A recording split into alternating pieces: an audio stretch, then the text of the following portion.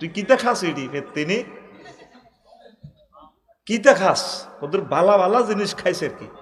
Saudi আরব বুট বাদাম খাইতে দেখলে লাডিলে তোরা বুট খালা দেখলে ও বাইটি কতুর আছে ইনশাল্লাহ নিষিদ্ধ সৌদি আরব, এটি খালি ফ্যাট নষ্ট হয়।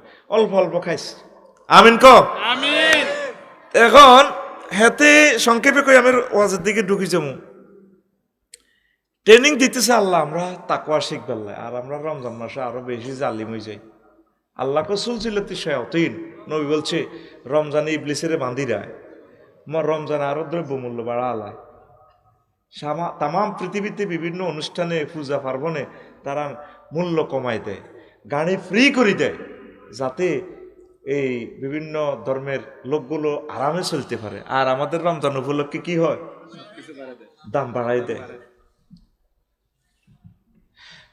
বাসের টিকিটও বাড়ি যাবে কই, সব কিছু বাড়ি যাবে কই, কাপড় চোপড়েরও দাম বাড়ি যাবে, তরকারিরও দাম বাড়ি যাবে।